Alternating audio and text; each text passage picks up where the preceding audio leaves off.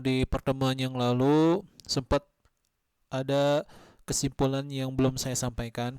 Jadi bahwasannya orang tersebut boleh mengeluarkan zakatnya berbentuk uang ataupun barang. Berbentuk uang yaitu 949.000 rupiah. Boleh juga ya uangnya ini dikonversi ke sejumlah barang. Ya, atau boleh juga membayar zakatnya diambil dari barang dagangan. Caranya sebagai berikut. Jadi kesimpulannya adalah kalian cari berapa barang yang kalau ditotalin semuanya adalah senilai 949.000 rupiah atau di atasnya. Ternyata setelah dicari-cari ya, ternyata supaya bisa sampai totalnya adalah 950.000 rupiah, ya orang tersebut hanya bisa memberikan ya celana panjang, gaun, kerudung, cadar, kaos kaki dan gamis ya, sehingga totalnya adalah 950.000 rupiah. Meskipun di atas 949 nggak jadi masalah. Yang penting jangan sampai totalnya ini di bawah 949.000 rupiah. Jadi kesimpulannya adalah, jadi zakatnya itu boleh 949.000 rupiah atau satu celana panjang, ya satu gaun, satu kerudung, satu cadar, tiga kaos kaki, dan dua gamis yang diserahkan ke salah satu 8 kelompok penerima zakat yang akan kita bahas nanti. Selanjutnya kita akan memasuki pembahasan baru, yaitu anwa'un minal mali la tajibu fiha az-zakatu. Anwa'un, ya beberapa macam minal mal, beberapa macam harta-harta ya, la tajibu fiha az-zakatu, tidak diwajibkan zakat. Jadi yang diwajibkan zakat itu cuma beberapa saja. Adapun selainnya tidak diwajibkan zakat. Sebagaimana yang sudah kita bahas, di antara harta yang terkena zakat adalah hewan. Hewan pun tidak semuanya terkena zakat, ya hanya beberapa saja. Berikutnya adalah emas, perak, ya dan alat tukar. Terus yang ketiga adalah al-khariju minal arad, ya segala sesuatu yang dihasilkan dari perut bumi. Dan yang keempat adalah barang dagangan. Ya, yang pertama di antara harta yang tidak diwajibkan zakat adalah al-khariju minal bahr, segala sesuatu yang dihasilkan dari laut. Ya, yang terkena zakat adalah segala sesuatu yang dihasilkan dari perut bumi ya, seperti padi-padian, seperti barang tambang, seperti harta karun. Adapun yang dihasilkan dari laut ya, yang dihasilkan dari laut itu tidak terkena zakat. Ya, kalulu, seperti lu'lu, ya mutiara.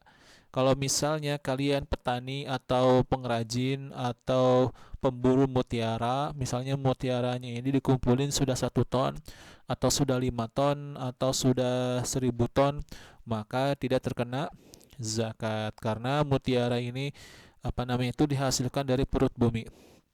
Wal marjan, ini namanya lu'lu ya, lu'lu. Wal marjan ini ya, saya juga kurang paham marjan itu fungsinya apa. Wal marjan, kalau misalnya kalian pengusaha marjan ya, dan penghasilan marjannya itu beratnya itu misalnya 1 ton atau 2 ton, tidak terkena zakat. Was samak, begitu juga dengan jenis-jenis ikan ya, misalnya kalian menangkap ikan atau memancing ikan ya, misalnya beratnya itu 1 ton, 2 ton, 5 ton, bahkan 1.000 ton, itu tidak terkena zakat ya. Jadi segala sesuatu yang dihasilkan dari lautan tidak terkena zakat. Tripang misalnya, biota-biota laut yang kalian hasilkan itu tidak terkena zakat ya. Illa idza asbaha uruda tijaratin, illa idza asbaha uruda tijaratin, kecuali jika asbaha ya dijadikan sebagai barang dagangan.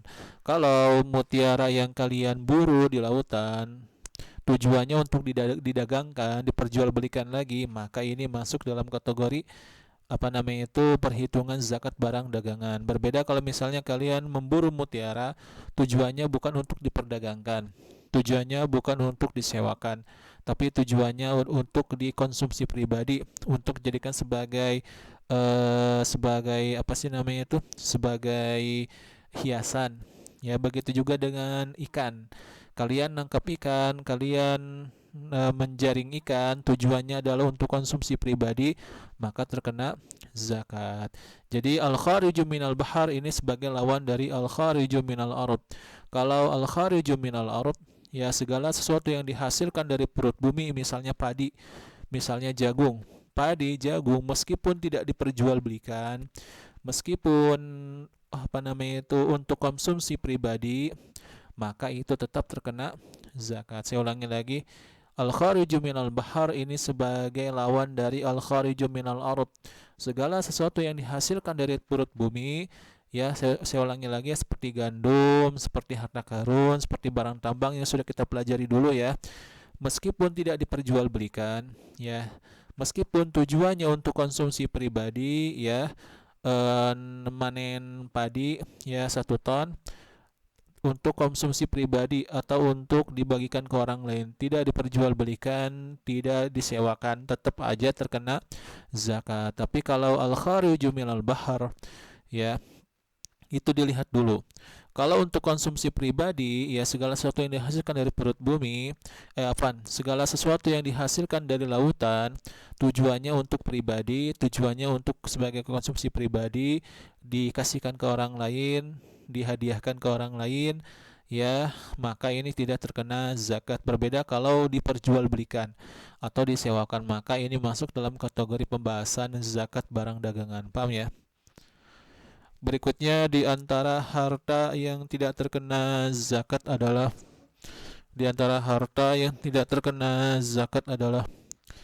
al-urudu al-mu'addatu lil ijari min aqaratin wasayyaratin wa ghairiha la zakata fiha wa innama zakatu fi ujratiha idza balagat nisaban wa hala 'alaiha al-haulu.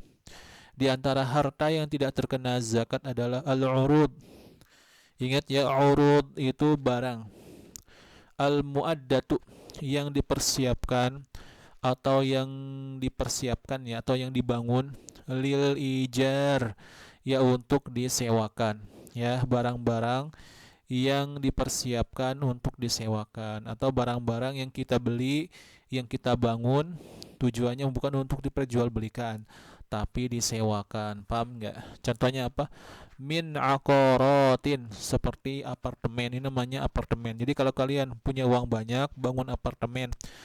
Bangun apartemen ini tujuannya bukan untuk diperjualbelikan tapi untuk disewakan. Paham ya? Wasayyaratin, ya, contoh yang lain misalnya kalian beli mobil 4 lalu kalian sewakan. Ingat, bukan untuk diperjualbelikan tapi disewakan. Terkena zakat apa tidak?